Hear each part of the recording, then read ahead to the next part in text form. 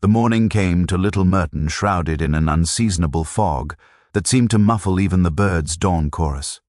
Miss Marple had slept poorly, her dreams inhabited by shadowy figures moving through garden paths that twisted back upon themselves in ever-tightening spirals. She woke before 6 o'clock, as was her habit, and was making her second pot of tea when the telephone rang, an intrusion so unexpected that she actually set down her cup with deliberate care before answering. "Miss Marple." The voice belonged to young Constable Waters, whose tone suggested that whatever had prompted this early call was not routine. "There's been an incident at the Ashford house. We're asking that residents remain calm, but, well, there's been a death." The kettle continued its gentle whistle as Miss Marple absorbed this information with the same composure she might have brought to a recipe change. "How very dreadful," she said quietly. "Who has passed away?" There was a pause, the sort of pause that suggested the constable was checking himself against protocol, deciding how much to disclose to a private citizen. "It's Richard Ashford," he finally said. "Found this morning in the library. Appears to be poisoning, though we can't say for certain until the doctors examined him properly. Inspector Craddock is on his way from the county town. We'll need statements from everyone at yesterday's garden party." After the constable rang off, Miss Marple remained standing by the telephone for several minutes, her thin hand resting on the receiver. Poisoning. The word carried weight, intention, deliberation. Poisoning was not the crime of a moment's passion or a sudden loss of control. Poisoning required planning, required the will to bring death slowly and deliberately into one's home. By 9 o'clock, Little Merton's carefully maintained facade of respectability had begun to crack noticeably. Miss Marple learned of the death through the standard mechanisms of village communication.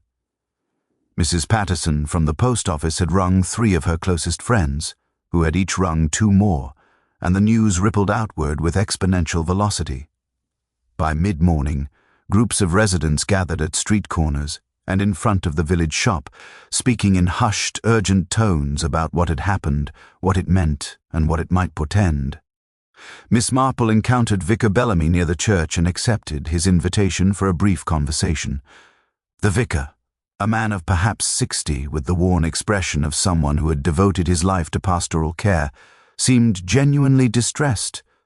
"Such a dreadful business," he said, walking slowly beside her along the high street. "Though I confess I did not know Mr. Richard Ashford well. He had been away for so long that his presence yesterday seemed almost theatrical, a ghost materializing at a garden party." "Did you observe much interaction between Mr. Richard and the other guests?" Miss Marple asked, adjusting her walking pace to accommodate the vicar's more hurried stride. "Some tension, perhaps?" "I noticed young Eleanor seemed rather flustered when he arrived, and Victor, poor Victor, looked as though he'd seen an apparition. The boy has always been rather highly strung, I think. Inheriting the business has been a considerable weight upon him."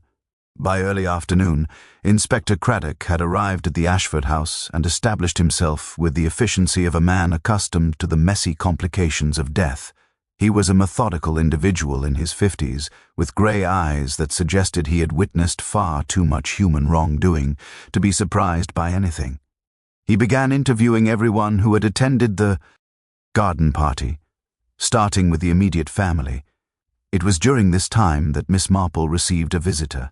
Eleanor Hartley, dressed in a dark coat despite the hour being barely 2 o'clock, appeared at her cottage door with the desperate expression of someone who has nowhere else to turn.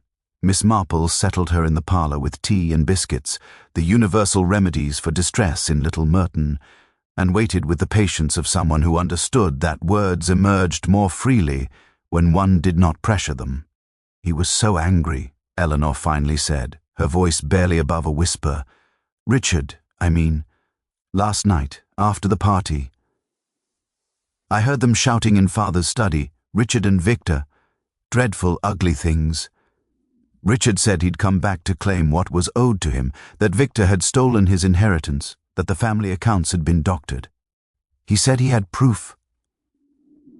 Miss Marple handed Eleanor a fresh cup of tea, noting how the girl's hands trembled as she accepted it. "And your father?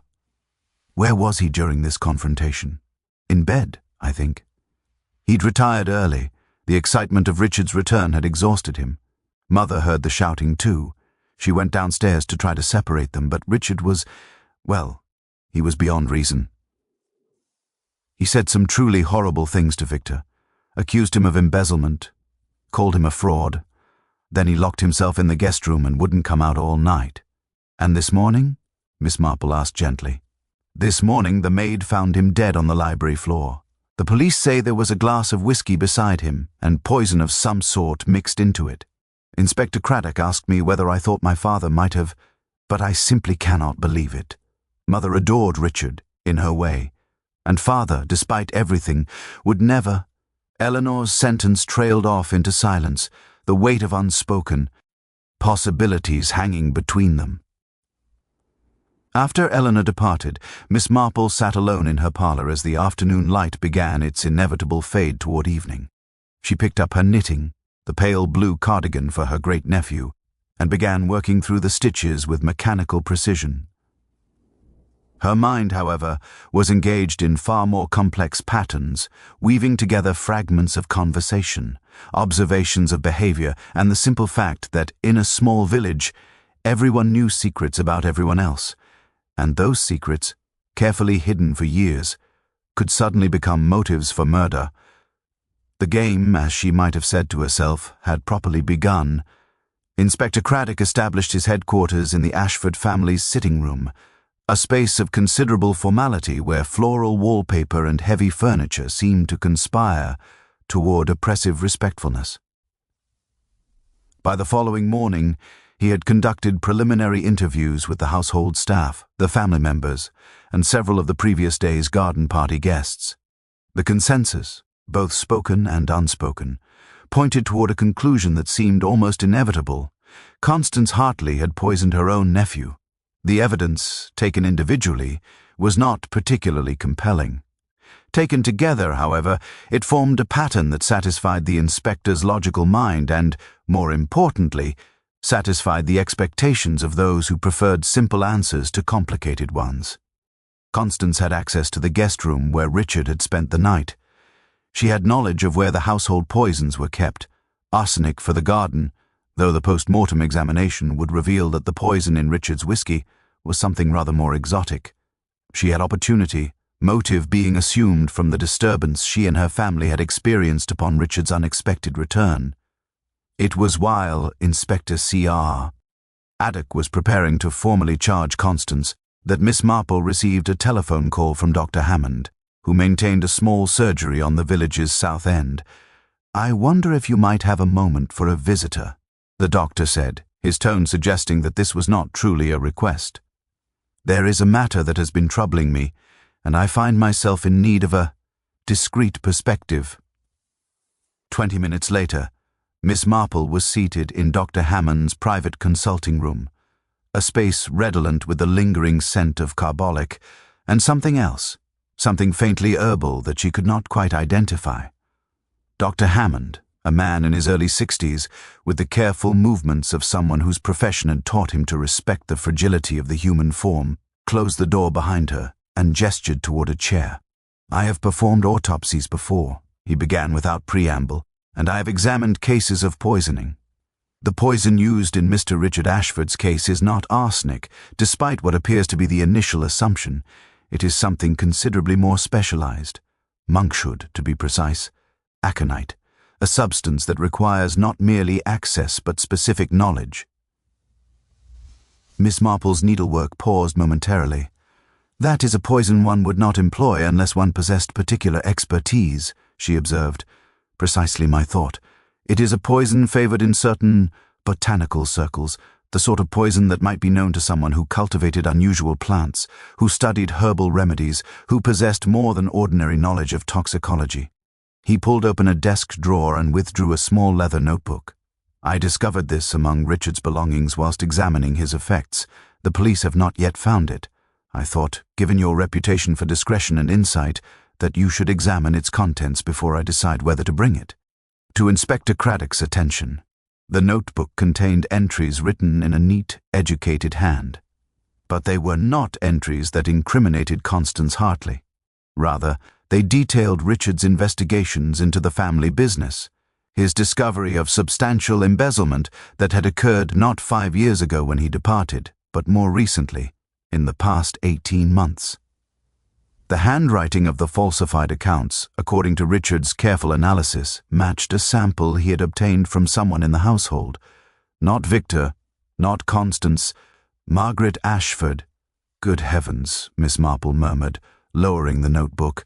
How long have you known this? Only since this morning, when I found it in Richard's room. He arrived yesterday intending, I believe, to confront his family with evidence of continuing fraud. Instead, he was killed before he could reveal what he knew. Miss Marple considered this new information with the same measured composure she had brought to her knitting. The pieces, which had seemed to form a coherent picture, had suddenly rearranged themselves. Constance, whose motive had seemed so clear, was actually far less likely a suspect than the evidence suggested.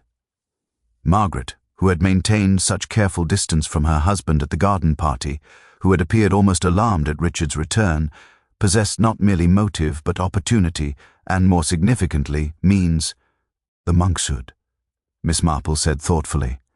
Is that a poison one might find in a drawing room or study? Not typically. But Margaret Ashford, I have recently learned, maintains a rather extensive collection of medicinal plants in the conservatory. She has developed something of a reputation for creating herbal remedies. It would be entirely plausible for her to have access to aconite. Miss Marple rose from her chair with the deliberate care of age. Dr. Hammond, I wonder if you might do me a small favor. Rather than immediately informing Inspector Craddock of this notebook's existence, might you instead suggest to him that his investigation may be more complex than currently appears? Perhaps mention almost casually the matter of the recent embezzlement. You believe Margaret Ashford is responsible. I believe, Miss Marple replied carefully, that the human heart is infinitely more complicated than our first assumptions often suggest. And I believe that whoever mixed poison into Richard's whiskey acted from a constellation of motives far more intricate than simple family resentment. But I should very much like to understand those motives before we consign anyone to the certainty of the law. As she walked back through the village toward her cottage, Miss Marple found herself thinking of Margaret Ashford's pale face at the garden party, the careful distance she maintained from her husband, the way her fingers had trembled as she poured tea. A woman living a double life, respectable wife and clandestine thief. A woman with everything to lose if Richard's evidence came to light. A woman desperate enough to poison her own family member to protect her secrets. But was desperation alone sufficient cause? Or had something deeper, something far more human and tragic, driven Margaret Ashford to her dreadful act? The answer, Miss Marple suspected, lay in the spaces between the facts, in the quiet observations that only someone with decades of understanding human nature could perceive. Inspector Craddock appeared at Miss Marple's cottage on the third afternoon following Richard Ashford's death, his expression suggesting that his investigation had taken an unexpected turn. He accepted tea with the grace of a man who had learned that village women often dispensed crucial information more freely when one accepted their hospitality, and tulled himself into the chintz armchair with the careful movements of someone unaccustomed to such delicate furniture. Dr. Hammond mentioned something rather interesting to me this morning.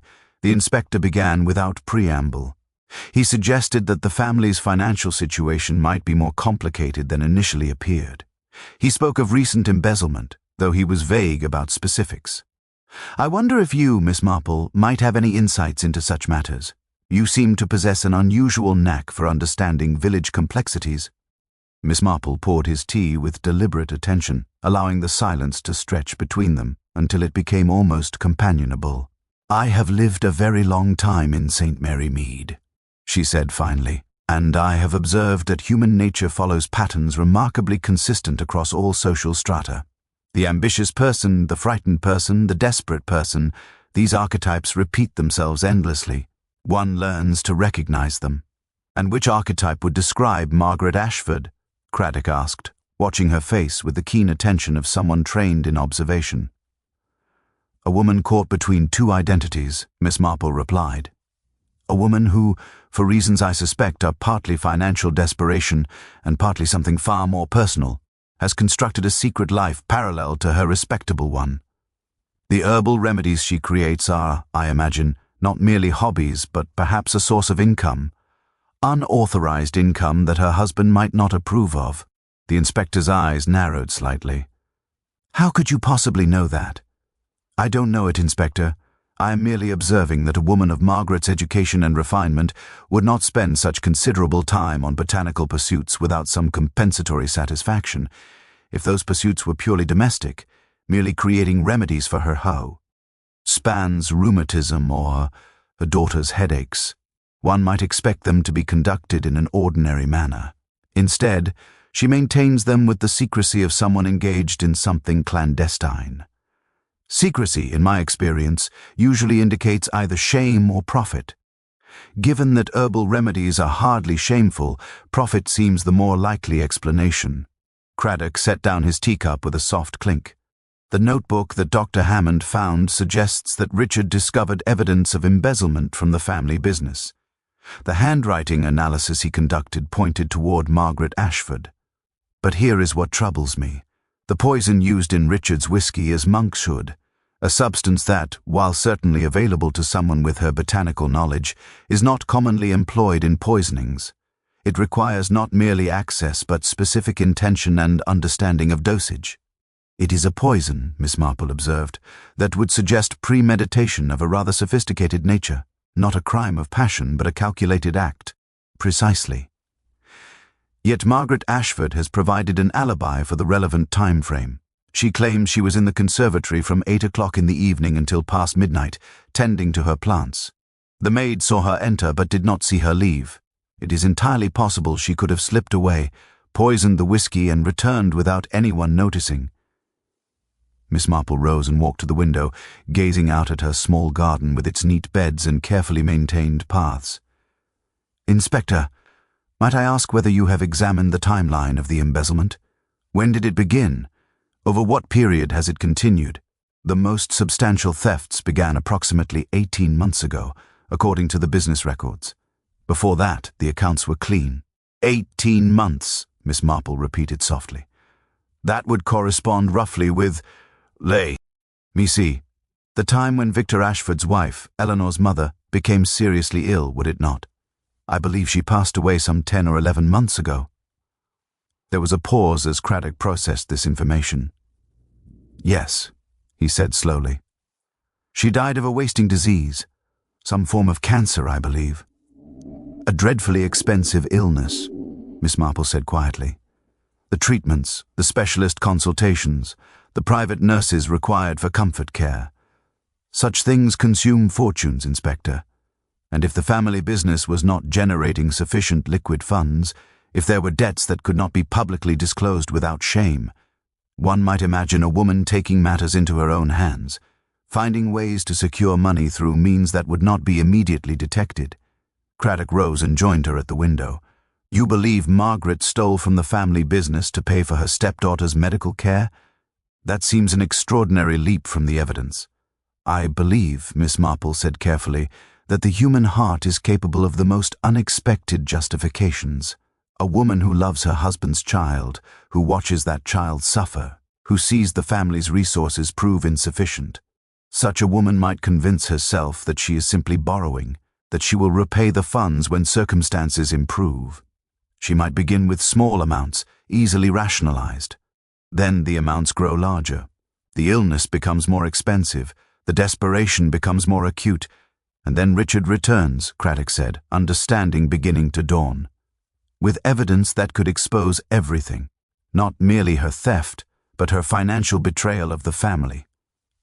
Her husband would learn that she had been secretly embezzling funds, creating a secret income stream, conducting her life in deception, a woman whose entire identity as respectable wife and mother would be destroyed, Miss Marple continued. A woman who, in the eyes of her society, would be utterly ruined. The inspector stood silent for a long moment, watching the autumn leaves drift across Miss Marple's garden. But here is my difficulty, he said finally. Even accepting all of this, even accepting that Margaret had motive, means, and opportunity, I cannot establish when or how she poisoned the whiskey. The bottle was in the library the entire evening. Multiple people had access. The poison could have been introduced at any point. Miss Marple turned from the window, her expression thoughtful. "Inspector, might I ask whether you have questioned Victor Ashford about his whereabouts during the evening in question? I mean, specifically, whether anyone can verify his presence in the house at all times?" Craddock's eyes widened slightly. "He claims he was in his room, reviewing business documents. No one can confirm this." "And did he seem distressed when you interviewed him?" "Distressed? He seemed almost relieved, as though a burden had been lifted." Miss Marple returned to her chair and resumed her knitting, her needles clicking with their familiar rhythm. "Then I suspect, Inspector, that your investigation has only just begun to uncover the true architecture of this crime. And I would suggest that you examine very carefully the relationship between mother-in-law and stepson. Sometimes the bonds that bind families together are far more complex than we initially suppose." The conversation with Miss Marple had planted seeds of doubt in Inspector Craddock's mind, seeds that grew into questions he had not previously considered. He returned to the Ashford house that evening with renewed purpose, his investigation taking a direction that surprised both the family and his own subordinates. Victor Ashford, summoned to the drawing-room for further questioning, appeared far less relieved than Miss Marple had suggested he might be. Instead, he seemed almost trapped, caught between contradictory impulses, the desire to protect someone and the necessity of truthfulness. "Your stepmother claims she was in the conservatory all evening," Craddock began, settling himself across from Victor with the methodical approach of a man prepared to spend however long was necessary. "Yet you, according to your initial statement, were in your room reviewing documents. No one can verify either of these claims." "I find this curious, Mr. Ashford, because in my experience, when family members' stories become suddenly vaguer under investigation, it usually means they are protecting something or someone." Victor's jaw tightened visibly, his fingers, which had been resting on the armrest of his chair, curled inward. "I don't understand what you're implying, Inspector." "I'm implying nothing. I'm simply observing that the timeline of events on the evening in question remains somewhat unclear. Richard arrived at the garden party yesterday afternoon, created considerable disturbance through his accusations, and was found dead this morning. In between those events, someone poisoned his whiskey with monkshood, a substance requiring botanical knowledge. Your stepmother possesses such knowledge, but your stepmother's alibi, upon closer examination, is less than airtight." "Margaret didn't poison Richard," Victor said flatly. "If you're suggesting she did, you're looking in entirely the wrong direction." "Then help me look in the correct direction. Tell me precisely what happened after the garden party ended." Victor stood abruptly and walked to the window, his back to the inspector. When he spoke again, his voice was barely above a whisper. "Richard came to my study around 8 o'clock. He was furious, waving documents, claiming he had proof of embezzlement. He said he was going the police, that he was going to expose Margaret, that he was going to destroy this family. He didn't care about the consequences. He only cared about revenge. Revenge for what, precisely? For being forced out of the business 5 years ago, for having his reputation damaged. He felt he'd been treated unfairly, and he was determined to make someone pay." Victor turned back to face the inspector, and Craddock was struck by the rawness of emotion in the young man's eyes. "I told him that Margaret had stolen the money to pay for my wife's cancer treatments, that she had done it out of love, out of desperation, that if he destroyed her, he would destroy a woman who had sacrificed her integrity to save my wife's life." "And what did Richard say to that?" "He said it didn't matter. He said the law didn't care about intentions or circumstances. He said he was going to expose everything, the embezzlement, Margaret's secret botanical business, all of it. He said the family deserved to be destroyed for what it had done to him." Craddock leaned forward slightly.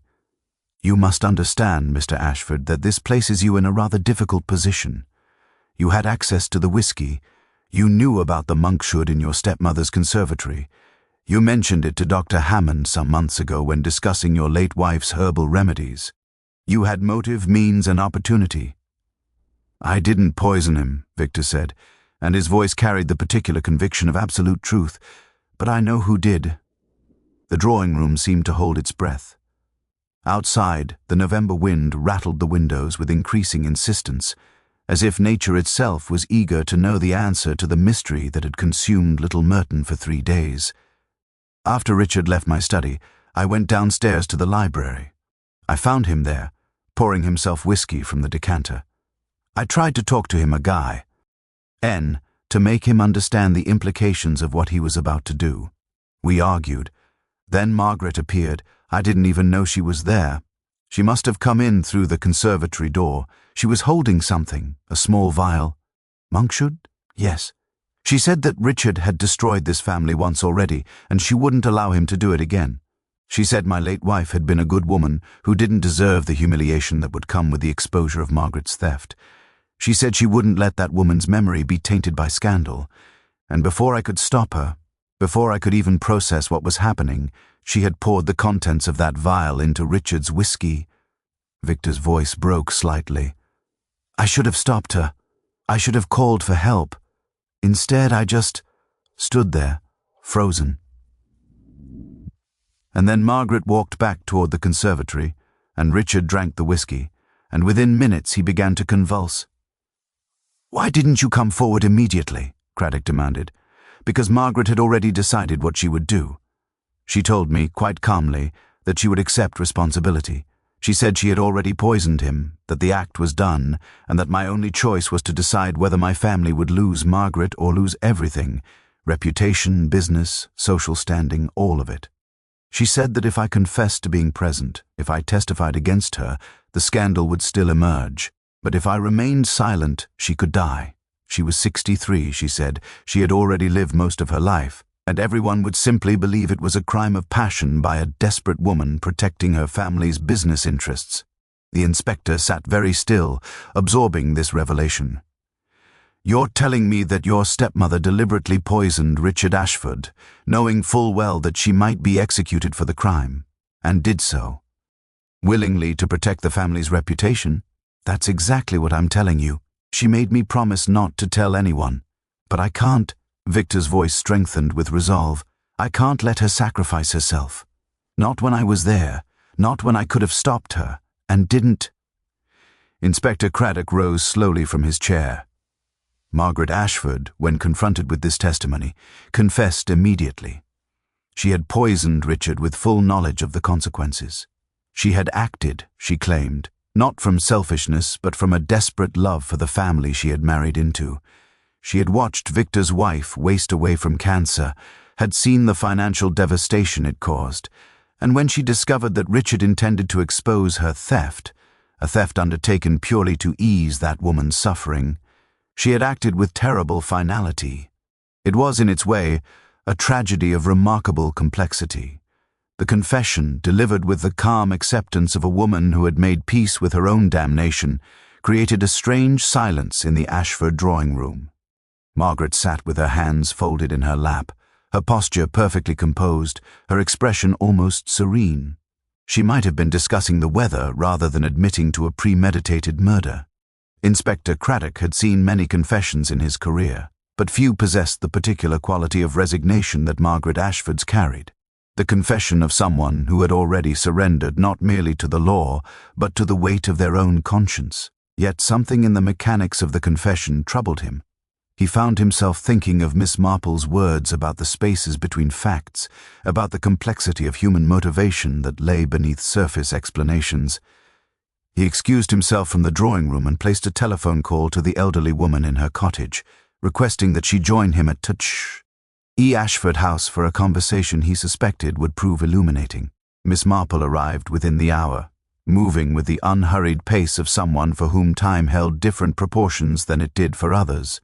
She accepted a cup of tea in the Ashford parlour and listened without interruption as Inspector Craddock outlined the confession and Victor's testimony.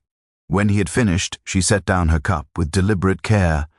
"Inspector," she said quietly, "I wonder if you have considered that a confession, however detailed and apparently sincere, does not necessarily reveal the entire truth of a matter. People confess to crimes for many reasons, Some guilty, some innocent, some motivated by love or protection or the desire to shield others from greater pain. "You believe Margaret Ashford is innocent?" Craddock asked, startled. "I believe," Miss Marple replied, "that Margaret Ashford is protecting someone. The question is whom and why, and whether her protection is justified or merely another layer of deception in an increasingly complicated situation." Constance Hartley, summoned to the drawing-room, looked between the inspector and Miss Marple with growing confusion. She was a woman in her early 70s, grey-haired and dignified despite the evident strain of the past 3 days. Her hands trembled slightly as she was asked to recount, in precise detail, her movements on the evening of Richard's death. "I retired to bed at 9 o'clock, she said firmly. "I was exhausted from the garden party. I heard raised voices from Victor's study around 8, but I did not intervene. Richard had always been prone to dramatic confrontations. I chose to remove myself from the situation. And you heard nothing further?" Miss Marple asked gently. "Nothing until the maid's screams this morning." Miss Marple rose and walked slowly around the drawing-room, examining the vase. Ayu's furnishings with apparent casualness, though her gaze was remarkably acute. She paused before a small table upon which stood several bottles of medicine and tonic, the sort of remedies that accumulated in any household where elderly members required consistent care. She picked up one bottle, examining its label with interest.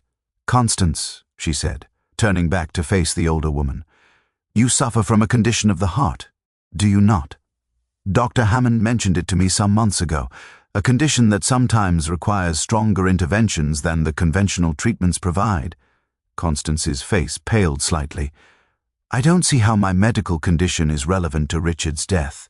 Perhaps not, or perhaps it is quite relevant indeed. You see, I have been thinking about the nature of this poisoning, about the monkshood and its administration, a substance so dangerous that even small mistakes in dosage can prove fatal. Yet someone administered it with precision, ensuring that Richard consumed a lethal dose without significant margin for error. This suggests not merely botanical knowledge, but medical knowledge, an understanding of physiology, of how poisons interact with the human body." Craddock moved forward slightly, his attention sharpening. "Are you suggesting that Constance Hartley—" "I am suggesting nothing definitive," Miss Marple interrupted gently. "I am merely observing patterns.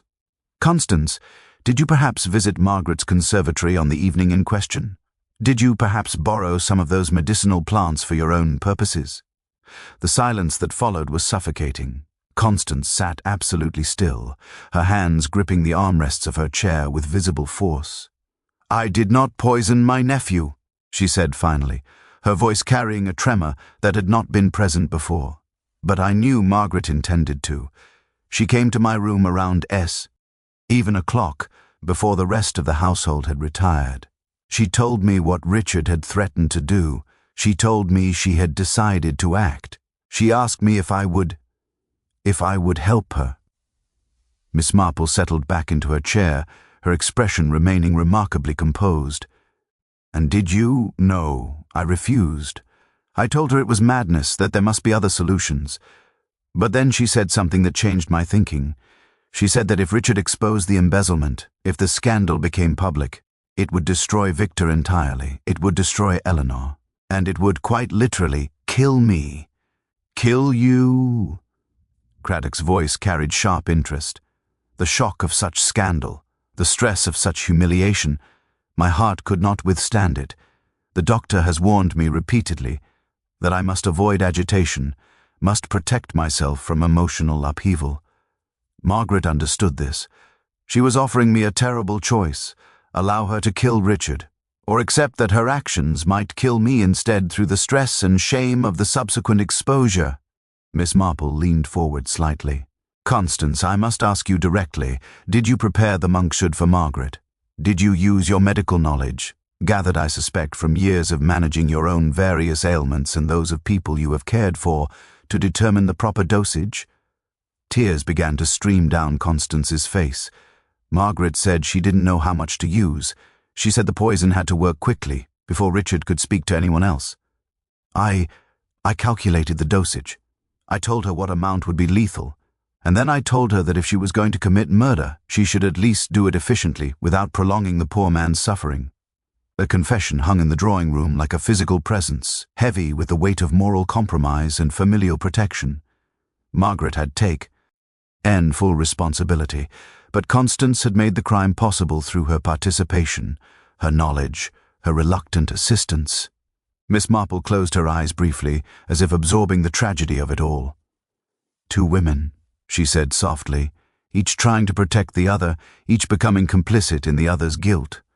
How very human and how very dreadfully sad." The formal charges came with deliberate care. Inspector Craddock, dividing culpability in a manner that acknowledged both complicity and the varying degrees of moral responsibility that accompanied it. Margaret Ashford was charged with murder. Constance Hartley was charged with conspiracy and accessory after the fact, a distinction that carried its own weight, but represented a recognition that her participation, however crucial, had been born of coercion and familial obligation rather than original intent. The village of Little Merton, which had spent 3 days in a state of controlled anxiety, shifted into a new phase of reaction that involved equal measures of sympathy and condemnation. Inspector Craddock conducted his final interview with Miss Marple on a grey afternoon when the last remnants of autumn seemed to be surrendering to the advancing winter. He had brought with him a folder containing the statements taken during the investigation, the medical records that detailed Constance's cardiac condition, the botanical analyses confirming the presence of monkshood in Margaret's conservatory, and the business documents that had sparked the entire tragic cascade of events. "I owe you a considerable debt," he said, settling into the now familiar chintz armchair with the ease of someone who had become accustomed to its particular softness. "Without your observations about the relationship between Victor and his stepmother, I might never have pressed him sufficiently to reveal what he witnessed. My initial conclusion would have been that Constance Hartley was guilty, that we had our perpetrator, that the case was closed."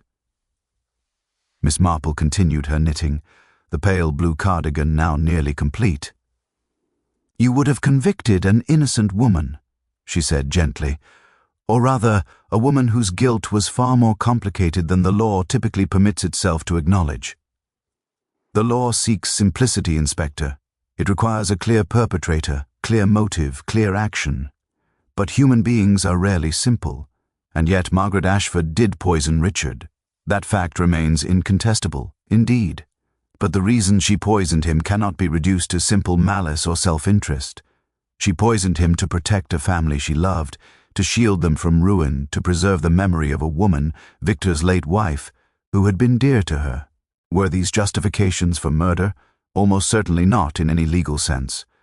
But they are explanations that illuminate something about the human heart that mere law cannot touch. Craddock was quiet for a long moment, watching the needles click with their hypnotic rhythm. "Tell me something," he said finally. "When you first encountered the garden party, before Richard's arrival disrupted the afternoon, did you suspect that violence was coming? Did some instinct warn you?" Miss Marple set down her knitting and regarded him with the clear, penetrating gaze that seemed to look directly into one's deepest self. "I suspected that the gathering contained within it the seeds of conflict.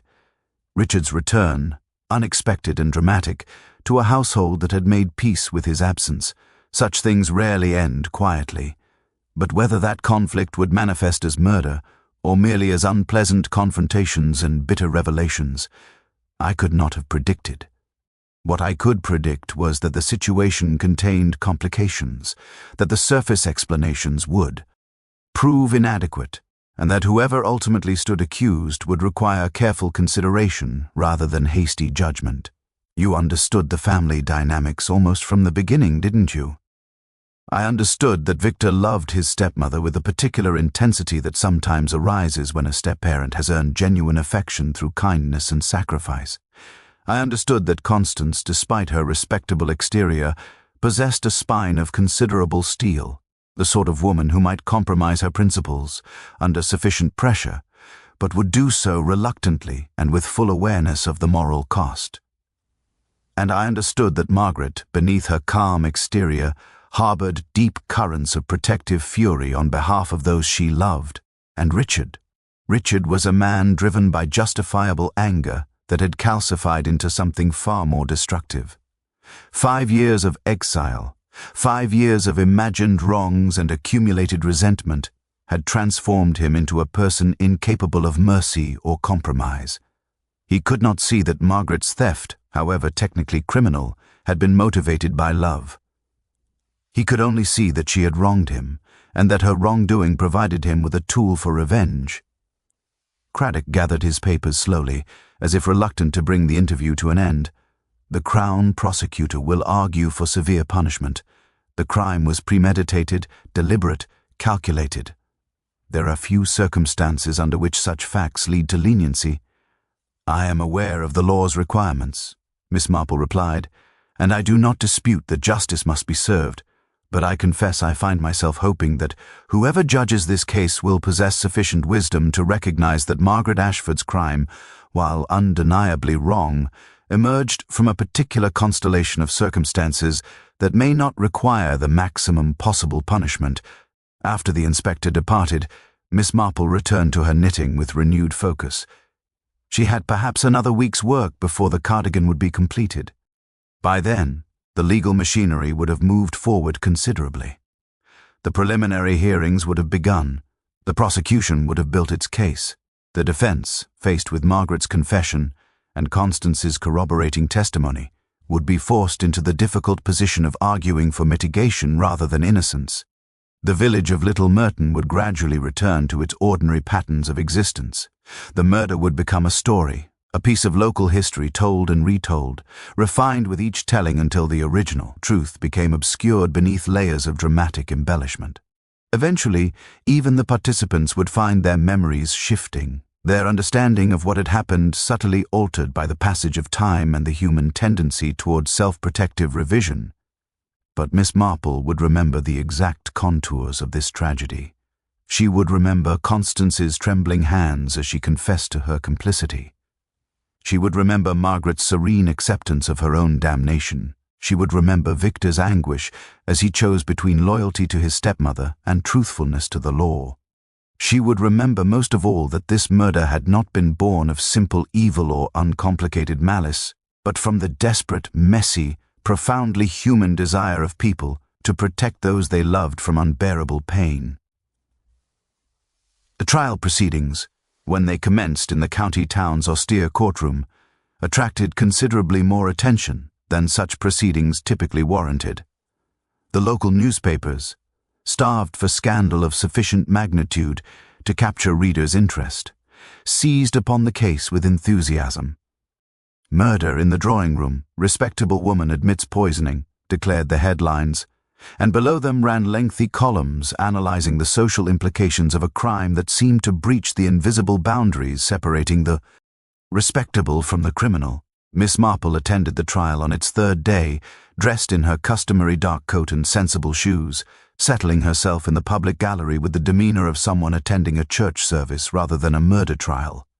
Around her, the courtroom filled with villagers and curious outsiders, all drawn by the particular fascination that murder held for those who lived ordinarily peaceful lives. She observed them with her characteristic attention to detail, noting how certain individuals leaned forward during particularly salacious testimony, how others looked away when the details became too graphic. The prosecution's case was methodical and thorough. They presented the business documents showing Margaret's embezzlement, the botanical analyses confirming the Monkshood's presence, the medical testimony regarding the poison's effects on Richard's system. They called Victor to testify about the argument he had witnessed, about Richard's intentions to expose the family's secrets. They painted a portrait of a woman driven by desperation and the fear of exposure, a woman who had chosen murder as the solution to her accumulated problems. The defense counsel, a weary-looking man in his 60s who seemed to accept the fundamental hopelessness of his position, attempted to build a case for mitigation rather than innocence. He called Dr. Hammond to testify about Constance's cardiac condition, establishing the medical reality that the stress of scandal might well have precipitated her death. He called the vicar to speak of Margaret's devotion to the parish, her charitable works, her reputation for kindness. He called neighbors and acquaintances who spoke of her gentle nature and her obvious affection for her family. But Margaret herself when she took the stand, offered no defense and requested no leniency. She spoke with quiet clarity about her motivations, about her decision to steal from the family business to pay for Victor's wife's medical treatment, about her genuine belief that she was borrowing money that would eventually be repaid. She spoke about Richard's return, about his threats, about the moment when she had decided that his revelation would cause more damage than his death. "I did not act from malice," she told the court, her voice steady despite the evident cost of such honesty. "I acted from love, however misguided that action may have been. I loved my husband's son as though he were my own. I loved the woman he had married. And when I discovered that Richard intended to destroy them through the exposure of my crimes, I chose to eliminate the threat. That choice was wrong. I have never doubted its wrongness, but I cannot say that I regret it, because regret implies that I wish I had acted differently, and I do not wish that. I would make the same choice again." The courtroom seemed to hold its collective breath. The judge, a stern man of considerable years whose expression throughout the trial had revealed nothing, made a notation in his ledger. The jury members exchanged glances of varying discomfort. Constance Hartley's testimony came on the 4th day. She was permitted to remain seated due to her cardiac condition, a concession that seemed to add an additional layer of vulnerability to her appearance. She described the evening of Richard's death with painful honesty, explaining how Margaret had approached her with the confession of her intentions, explaining the emotional coercion that had led her to calculate the lethal dosage. "I am not blameless," Constance told the court, her voice wavering slightly but maintaining its fundamental integrity. "I participated in this crime with full knowledge of what I was doing. My only excuse is that I was presented with an impossible choice, and I chose poorly.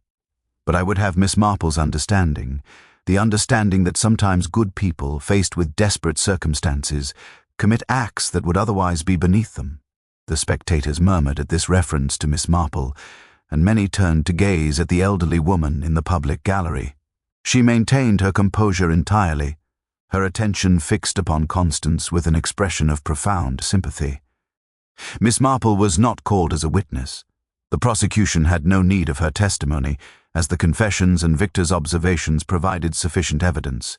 The defense, aware that she had been instrumental in uncovering the full truth, considered calling her but ultimately decided against it.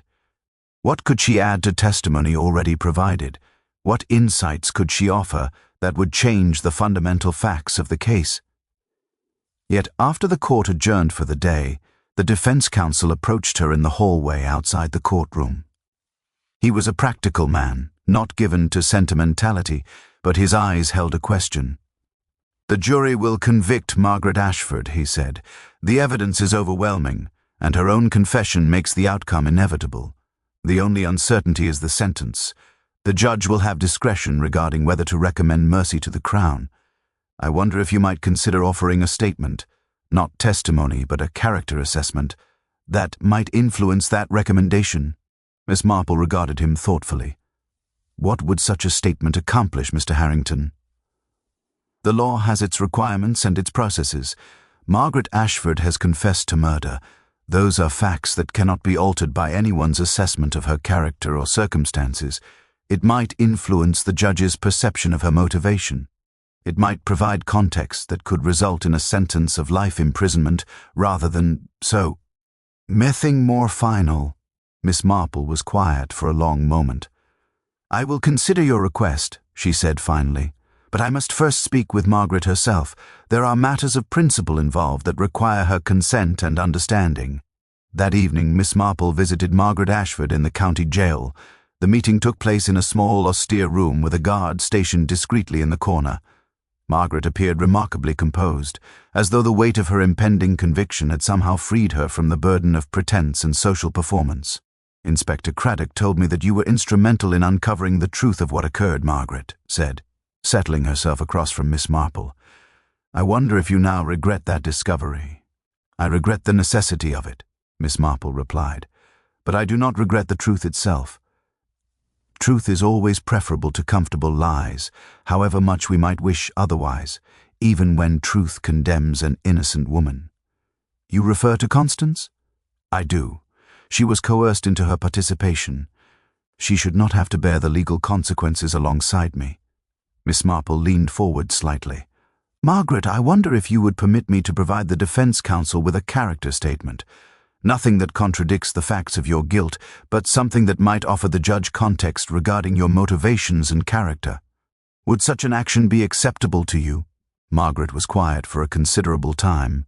Only, she said finally, if you state the absolute truth. No embellishment, no softening, no sentimentality. Simply the truth of what you observed and understood. That, Miss Marple assured her, is precisely what I would provide. Miss Marple composed her character statement with the meticulous care she typically brought to her correspondence, choosing each word with deliberate attention, onto accuracy and nuance.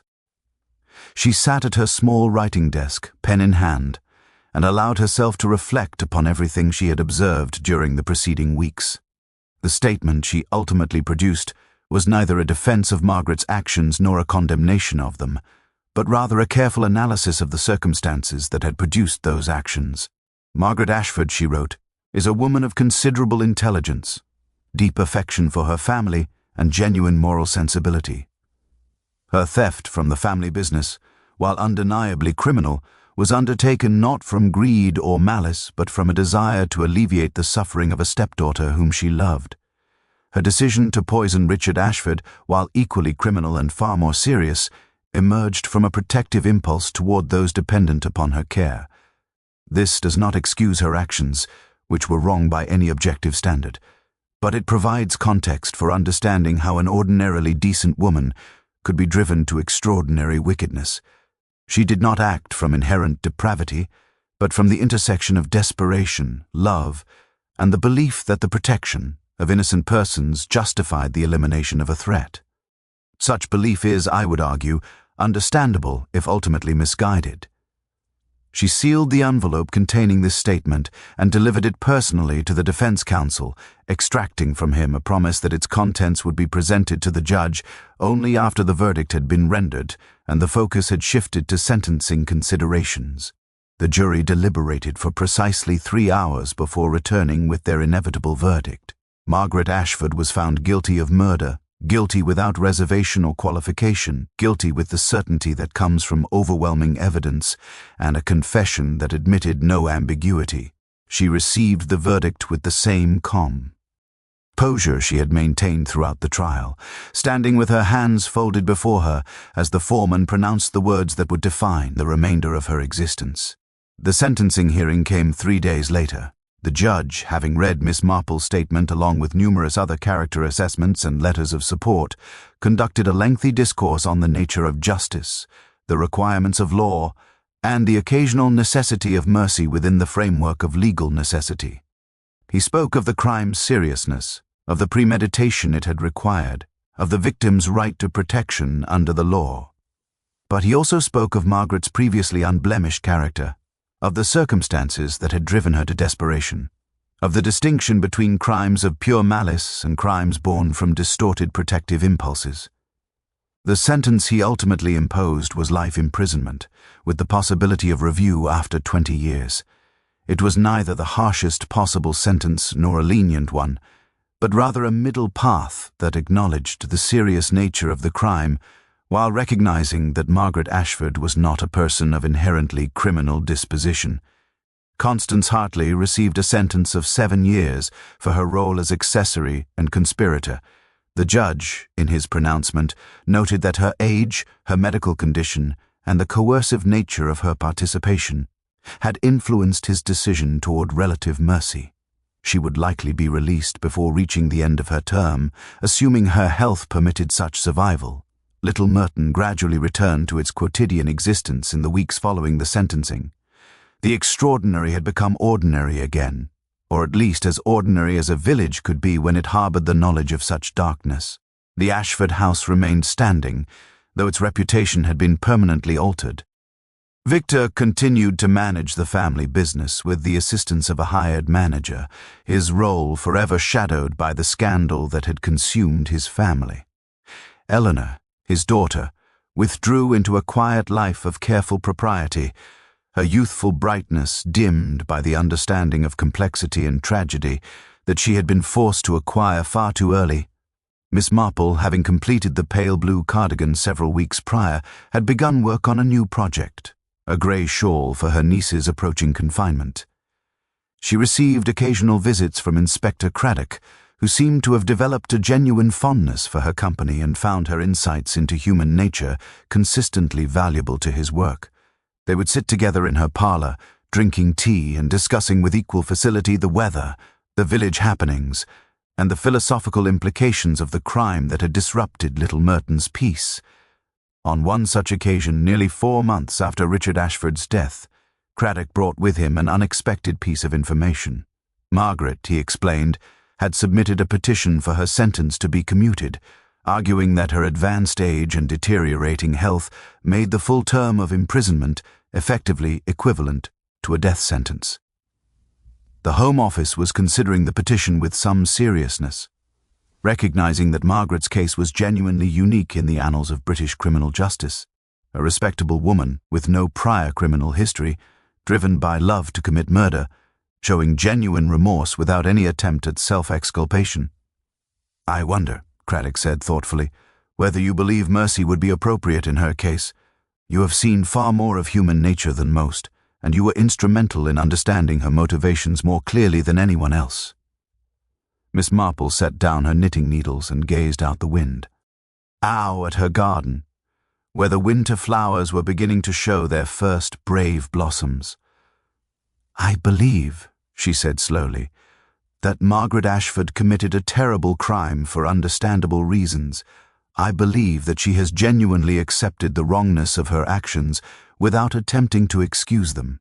And I believe that there is a distinction, which the law sometimes struggles to recognize, between justice and simple punishment. But should she be released? That is not my decision to make, Inspector. I am merely an observer of human nature, not an arbiter of justice. But I will say this. If Margaret Ashford were to be released, I would hope that she would spend her remaining years engaged in genuine service to others, not as penance for her crime, which no amount of service could adequately provide, but as testimony to the belief that human beings retain the capacity for good action, even after committing terrible wrongs." Craddock nodded slowly, as if filing this observation away among his catalogue of Miss Marple's accumulated wisdom.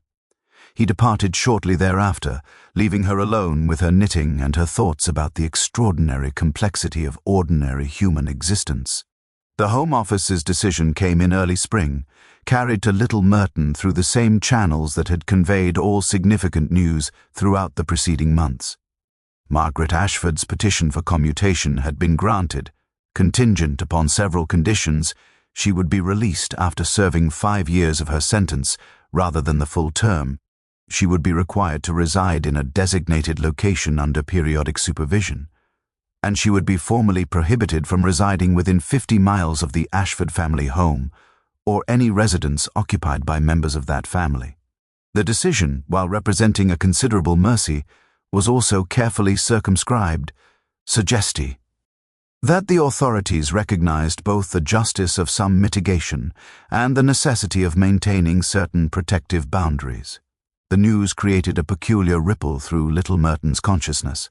Some villagers expressed satisfaction that justice had been tempered with mercy, that a woman who had acted from love, rather than malice, had been spared the full weight of legal punishment. Others expressed concern, even outrage, that a murderer should be permitted to walk free after merely 5 years, that the law's protections for victims and their families had been compromised in deference to sentiment. The vicar preached a sermon about redemption and the possibility of transformation that seemed to address the matter without directly naming it, leaving his congregation to draw their own conclusions about whether such concepts applied to women who had poisoned their own family members. Eleanor Hartley sought out Miss Marple on a mild afternoon in April, walking to her cottage with the hesitant movements of someone uncertain of their reception. She was a young woman now. She had turned 23 during the preceding winter, but the innocence that had characterized her at the garden party had been permanently stripped away. She carried instead a kind of carefully maintained composure that reminded Miss Marple of the expression one often saw on the faces of those who had survived personal tragedy, and emerged determined to function despite their wounds. "I wanted to thank you," Eleanor said, settling into the familiar chintz armchair with the ease of someone who had visited frequently in the months since the trial, "for what you did during the investigation, for seeing beyond the obvious explanations." "I merely observed what was present to be observed," Miss Marple replied gently. "The truth has a particular way of revealing itself to those patient enough to why. Tea for it. But your observations meant that Constance was not solely blamed for what occurred, that the complexity of the situation was recognized. I believe that mattered in some fundamental way to how the judge approached his sentencing." Miss Marple poured tea with her customary care, allowing the silence between them to settle comfortably. "How does your family proceed?" she asked finally. "The situation must remain extraordinarily difficult." Eleanor's expression tightened slightly. "Father has essentially abandoned his role in the business. He spends most of his time in his study, reading or simply staring out the window. Mother attempts to maintain some semblance of normalcy, but everyone in the village watches her constantly, waiting for signs of instability or guilt. As for myself, I have decided to leave Little Merton. I have accepted a position as a governess in Yorkshire, with a family I met through distant connections. I depart in a fortnight." "A wise decision, perhaps," Miss Marple observed. "A fresh beginning in a place where one's history is not quite so intimately known by everyone around one. I wonder sometimes," Eleanor continued, "whether Margaret will attempt to contact us once she is released. Whether she will feel entitled, given her sacrifice, to maintain some connection to the family she betrayed through her theft. That decision will be hers to make, and your family's to accept or refuse as you see fit," Miss Marple said. "But I suspect that Margaret, having had considerable time for reflection during her imprisonment, will understand that certain boundaries have become necessary. Her love for your family was genuine, I believe, but love does not erase the consequences of one's actions. It merely provides them with context." After Eleanor departed, Miss Marple found herself thinking about the various trajectories that the crime had set in motion. Richard Ashford, who had returned to Little Merton seeking vindication and revenge, had instead found death at the hands of the very family he had intended to punish. Constance Hartley, having sacrificed her reputation and her remaining years to protect her family, would emerge from prison a marked woman, forever known as an accessory to murder. Margaret Ashford would be released into a world that knew exactly who she was and what she had done, permitted to live, but forever constrained by the knowledge and judgment of others. Victor would carry forward the family business while bearing the weight of scandal that no amount of competence or rectitude could entirely overcome. And Eleanor would begin her life anew in a place where no one knew that her family had been touched by tragedy. This, Miss Marple reflected, was the true aftermath of murder, not the dramatic resolution of the courtroom or the neat conclusion of an investigation, but the long, slow process of living with consequences that could not be undone, of attempting to rebuild lives that had been fundamentally altered by a single act of violence. She returned to her knitting. She was now working on a delicate shawl in pale green, and allowed her mind to settle into the meditative rhythms that needlework encouraged. Outside her window, Little Merton was beginning its transition into late spring. The gardens were putting forth new growth. The birds had returned with their summer songs.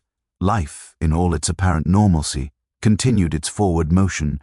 Yet Miss Marple knew, with the deep certainty that came from decades of observation, that the village would never be quite the same. The murder had revealed truths about human nature, about the capacity for love and betrayal, about the terrible choices that sometimes confronted ordinary people.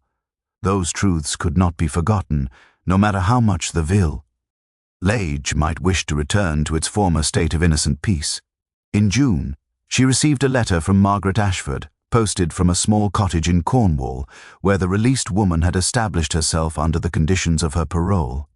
The letter was brief and carefully formal, thanking Miss Marple for her character statement at trial, expressing gratitude for the mercy that had been shown, and stating Margaret's intention to spend her remaining years engaged in quiet work with a local charitable organization that served the poor and elderly. Miss Marple filed the letter away carefully, adding it to the collection of documents and correspondence that chronicled the entire extraordinary affair.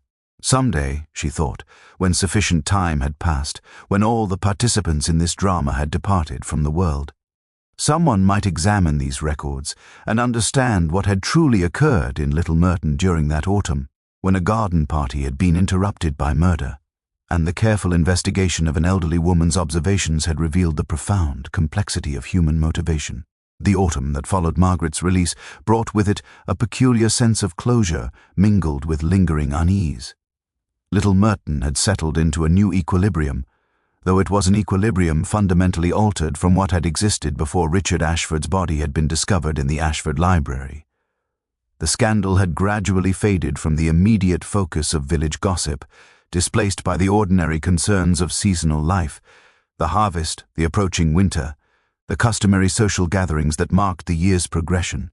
Miss Marple, now in her mid-70s and moving with increasing deliberation, continued her routine with undiminished attention to the rhythms of village life.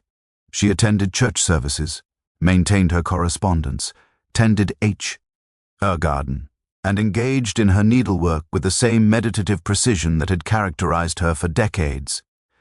Yet she found herself thinking frequently of the Ashford case, not with the intensity of active investigation, but with the reflective consideration of someone reviewing a completed chapter of experience. It was during a particularly crisp November afternoon, as she was arranging chrysanthemums in a vase, that she received an unexpected visitor. Constance Hartley, recently released from prison after serving her full 7-year sentence, appeared at her door with the tentative movements of someone uncertain of their reception. She was visibly aged by her imprisonment, her hair now entirely grey, her movements slower and more careful than they had been before her incarceration. "I hope I am not imposing," Constance said, accepting Miss Marple's invitation to sit. "But I found myself compelled to visit you before I left the county entirely. I am relocating to Bath, where I have a distant cousin who has offered me residence. I wish to see you one final time." Miss Marple settled herself with her customary grace. "How are you managing, my dear?" "The transition from prison must be extraordinarily difficult." "It is," Constance admitted. "The world has changed more than I anticipated. Or perhaps I have changed more than the world has. Either way, everything feels slightly foreign now, as though I am living in a country whose language I no longer quite speak fluently." She paused, seeming to gather her thoughts. "I wanted to tell you something that perhaps you should know, though I have been uncertain whether to share it." Miss Marple waited with the patience that was her particular gift, allowing the silence to stretch until Constance felt sufficiently comfortable to continue. "During my time in prison," Constance said slowly, "I had considerable opportunity for reflection. I spent years examining my own motivations, my own complicity, my own choices, and I came to understand something that I suspect you may have already discerned. Margaret did not act entirely from the motivations she claimed." "Explain," Miss Marple said gently. "Margaret did indeed wish to protect the family from scandal, but she also, and I believe she has never fully admitted this even to herself, wished to eliminate Richard because she resented him. She resented his dramatic return, his sense of grievance, his refusal to accept that life had moved forward in his absence. She resented that he represented a threat to the carefully constructed domestic peace she had helped create. The protective impulse was genuine, but it was entangled with a more destructive impulse toward revenge." Miss Marple's needlework paused momentarily. "You are suggesting that Margaret's motivation was more complex than she has ever admitted?" "I am suggesting that human motivation is always more complex than we permit ourselves to acknowledge. Margaret poisoned Richard believing she was acting from love, but there was also anger in her action and resentment, and a desire to eliminate a disruption to her ordered world. She has spent 7 years in prison partly for murder born from love, and partly for murder born from rage. She has never truly separated these impulses, and I believe she never will." The observation hung in the air between them, carrying with it the weight of hard-won understanding purchased through years of imprisonment and reflection. Miss Marple recognized in Constance's words the particular clarity that sometimes emerged when people were forced to confront the full complexity of their own complicity in tragic events. "Thank you for sharing this with me," Miss Marple said finally. It represents considerable honesty about a situation that might ease. Elia been left unexamined. I felt you deserved to know, Constance replied. You saw through the surface of this case more clearly than anyone else. You recognized that nothing about it was as simple as the initial evidence suggested. I wanted you to understand that even after conviction, even after imprisonment, the true depths of human motivation continue to reveal themselves only gradually after Constance departed, bound for Bath, and a new life removed from the village that would forever mark her as murderer's accomplice. Miss Marple sat for a long time without moving. She thought about the garden party that had begun this entire affair. She thought about Richard Ashford's dramatic return, about Margaret's decision in the library, about the complexity of love and rage so thoroughly intertwined that they became nearly indistinguishable from one another.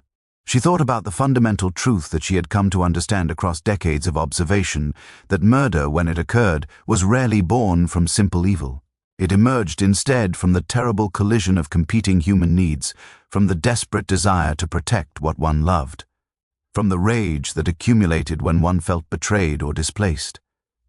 It emerged from the human heart in all its magnificent contradiction and moral ambiguity. The following spring, Miss Marple received another letter, this one from Margaret in Cornwall. The woman had found peace, she wrote, in the quiet work of helping others. She had not attempted to contact the Ashford family, honoring the boundaries that her actions had rendered necessary.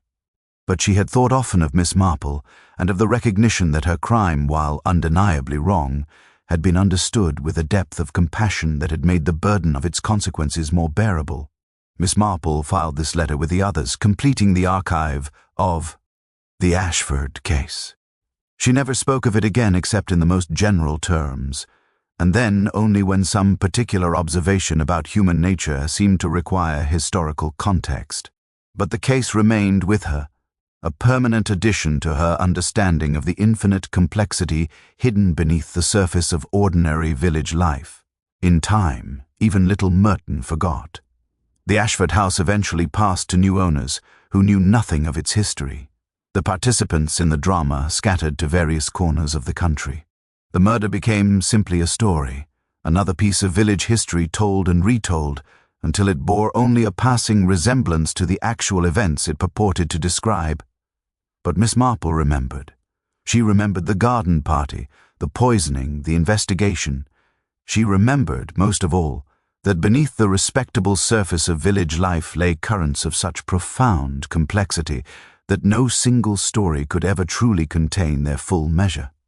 And with that knowledge, she continued her quiet observation of human nature, understanding with each passing year that mystery and complication were not aberrations in an otherwise orderly world, but rather the fundamental truth of existence itself.